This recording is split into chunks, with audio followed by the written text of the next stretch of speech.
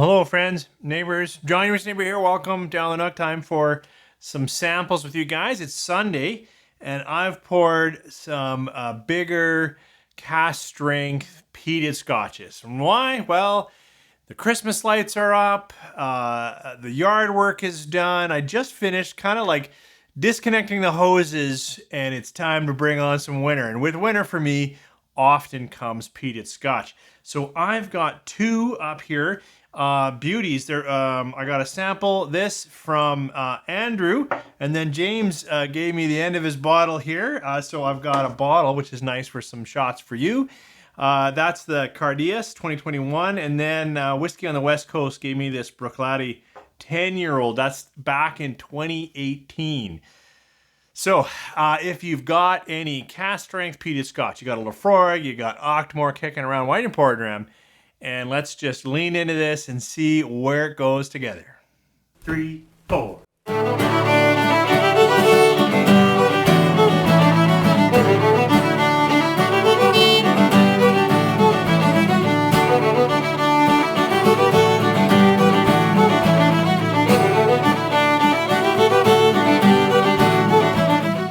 Well, thanks for coming back. As I said in the opener, let's talk some peated scotch. And I'm sorry, a little disheveled. Just finished some chores, but I think we can get past that and get into some whiskey. So I first want to talk about this Laphroaig irdeas. Irdeas is released annually for the Friends of Laphroaig. And this one is triple matured. So it's gone through 3 caskings. It's got some ex-bourbon, it's got some ex-quarter cask, and it's got finally some ex-European oak PX sherry matured. It's released, it says, at natural cask strength, 58.9%. What I don't know is whether it's naturally colored. I really wish it would advertise and celebrate that. But this, again, thank you, Andy, for the sample, and then thank you, James, for the bottle here.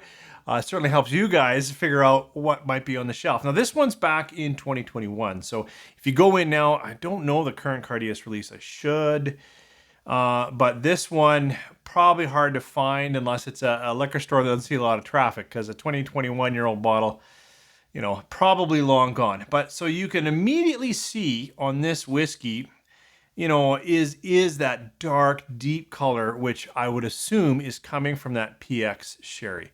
Let's get into the nose and palate on this Laphroaig fully peated Islay Scotch.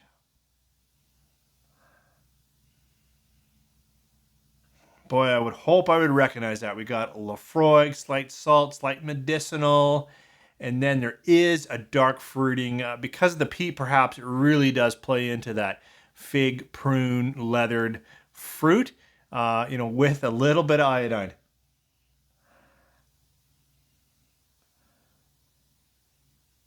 Yeah, some smoke comes up, some beechwood stuff. It's got a little bit of that smolder going on, but for me, the peat comes off on that edge of medicinal, salty sea brine, and then some of those darker fruits. That's the nose. There's probably some other things in there, now that I've said that. Yeah, that's what I'm getting. All right, I want to dive into this one. Hope you got something good in your glass. Slanja. It's been a while. I'm quite sure I've had the 2021. I forgot how much PX is on there. It's cast strength, and that also took me for a bit of a ride. But we've got a real interplay of some thicker peated, little bit of vanilla toffee, kind of essential. Oh, a little bit of pear, like a little bit of those fruits and core malt.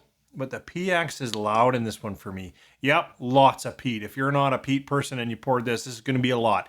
58 some percent, and then all of that Laphroaig peat. I think you're going to find it really chewy and really peaty, but that PX has a nice effect. I better take another sip because that first one was just getting my palate ready. Sancha. Wow, that is a good one for me. Much better on the second sip. The first one was almost playing a little bit too hard into some of that medicinal peat. Now it's settled out a bit. Now it's got, definitely some of those malt, cream, sugar, some of that darker burnt caramel. So I'm getting some of those notes now to balance some of that PX as well. It was actually, that first sip was a bit off balance. It was big, it was bold. It really tossed me around, but Now I can lean in, and now I'm like, oh, okay, yeah, here's some good Laphroaig flavor, and even a bit more oak kind of chasing around in there too. It's got a lot. This is a bruiser. It's a big dram, and it still has a lot of PX influence. So it's got all of those dark fruits, and then almost like a high sweetness that comes in the long finish, like right at the far end. I almost get like a cherry, like a maraschino. It's not what I'm getting right away. At first, it's dark. It's leathered fruits. It's dried. It's peated. It's that iodine medicinal peat. Oh, but it's taste. Oh, and then there's some darker what's that spice? Yeah, nutmeg, but like a clove. It's got some clove kicking around in there. You know those? Isn't that those things you hammer into your ham when you're making it? Yeah, it's got a little bit of that cloved ham effect going on right at the long finish. So it's been a moment since I've had the 2021 Cardia, so I've long forgotten it. But I'm so thankful, James, that you got me this bottle. I will sip it and cheer your good health, and Andy for the sample, just to get it going. Boy, this is a good dram, but it is a big dram and all that peat and that Laphroaig peat. So it's certainly only if you're enjoying peat and you're playing around in it would I recommend it. If I was giving you an entrance into peat, I wouldn't pour this for you. I think it would be just a lot of flavors too unfamiliar, but they're good flavors. All right, let's talk Bruichladdich. Actually, let's remove some of the Laphroaig so if you're just tuning in, you don't get too confused. So, this is Bruichladdich Octomore 10-year-old. This one hit the shelves in 2018. So, while you might be able to find the 2021 Cardias, I do not believe you're going to find this 10-year-old on the shelf. This is at 56.8. I don't have a bottle, so I can't do a bottle shot. And I had to put something on the top. I need to get some whiskey caps just to stop it from speaking. I poured the samples as I do, as I'm getting ready. And as soon as this Octomore hit the glass, man, it was speaking. Now, Octomore, if you're new to Scotch or you don't know, it's from Bruichladdich Distillery, also on Islay. Laphroaig's on Islay. These are both big peated Scotches, but Octomore really leans into peat. I think this one's 167, 68. I can't remember exactly parts per million. It's probably like 55. Like that's just a ton of peat. Wow, I didn't even know. I bet you can't see that, but I, by complete accident, have a Bruichladdich Glencairn. Sorry, I digress. So Octomore really, has leaned into that just incredible peat levels. This one, 10 years old, and it's got all the casks. I think it has port and cognac and virgin oak and bourbon. I think. I'll put it down below. But it's got a lot of cask finishes on it. I had to put it after this because even though they're similar, 58.9, 56.8, all that peat, this is really going to play on my palate. Enough talking. Let's go in. Octomore 10-year-old, 2018 release.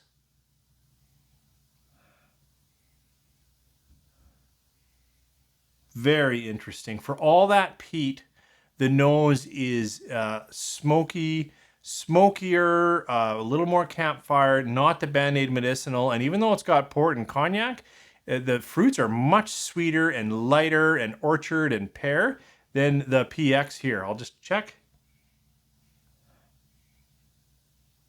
Well, it's got a little better. It's got a little chocolates going on, but it's definitely got more red fruits than the Octomore 10-year.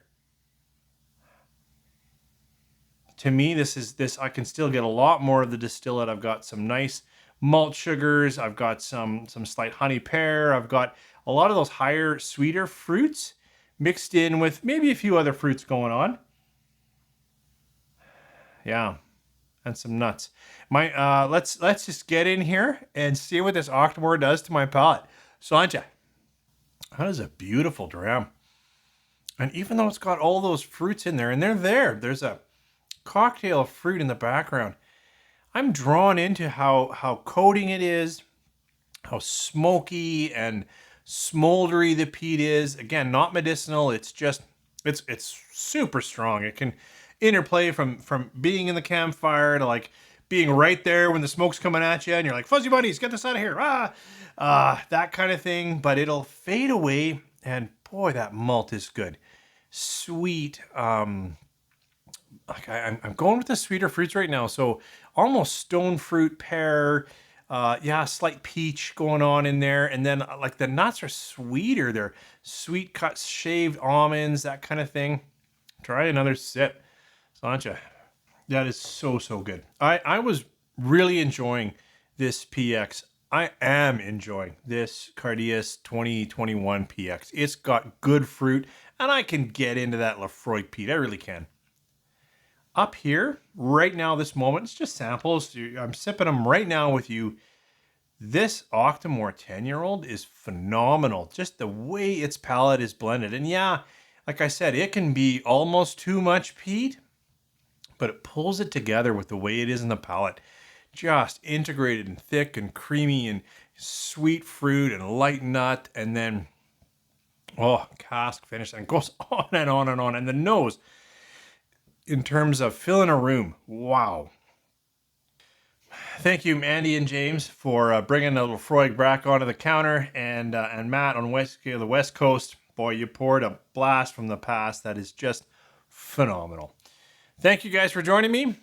What are your palate choices for finally the chores are done? We're sinking down into the minus whatever. Snow is blanketing the land. And as you cozy up to a fire, you put a fire in your glass. What is your peated dram of choice? Let me know below. Thanks for joining me. Have a great week.